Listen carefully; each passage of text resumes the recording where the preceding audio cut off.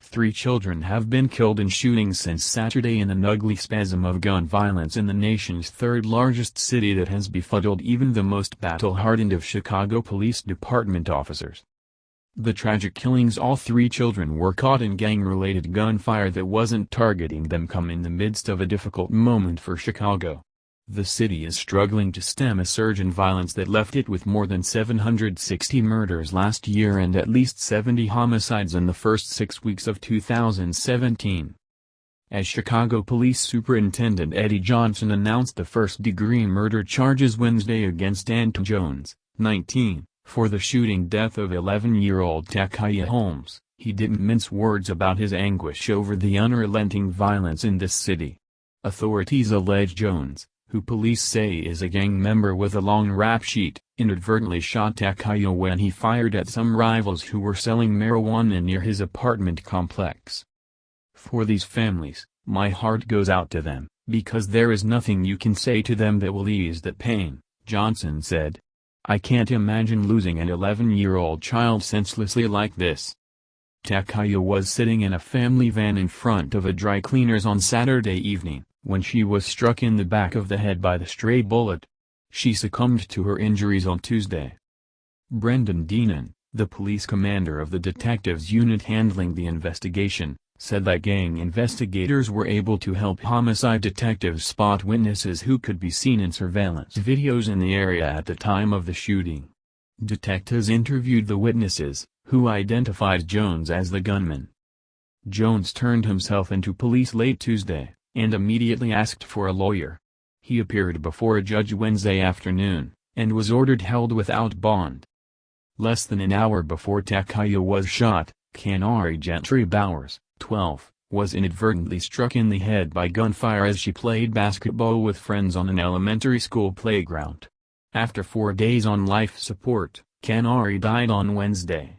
Police have not apprehended a suspect in her shooting. Hours after Takiya's death, another child, Levante White, 2, was killed on Tuesday along with his 26-year-old uncle Lazarek Collins in what police said was a gang-related shooting. A pregnant woman, 20, was wounded when they were ambushed as they drove in an alley on the city's west side. In the fatal shooting of Levante, police believe the uncle Lazarek Collins, 26, a known gang member, was the intended targeted. Like the suspected gunman in Takiya's shooting, Collins had an extensive record, including convictions for armed robbery and burglary.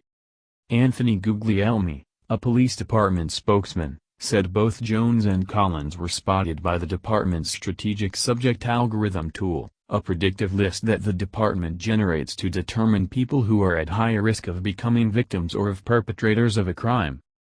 No one has been apprehended in that shooting, part of which was live-streamed on Facebook Live. Police, however, said they had promising leads in the double homicide. Chicago has been in the spotlight over the roiling violence plaguing the city. President Trump has repeatedly suggested that he may order a federal intervention to try to stem the violence. Earlier this month, the Bureau of Alcohol, Tobacco and Firearms confirmed that it was considering the addition of more agents to its Chicago field office.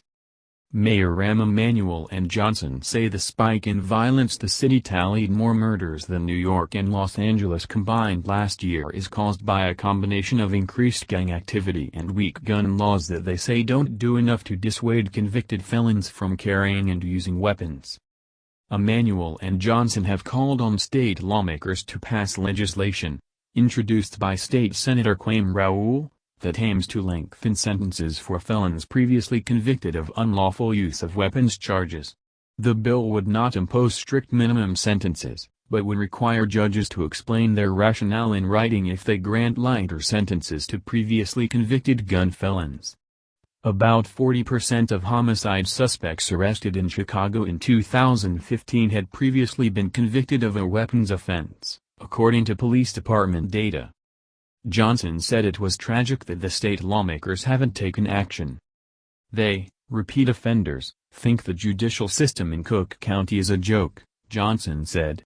They just don't care.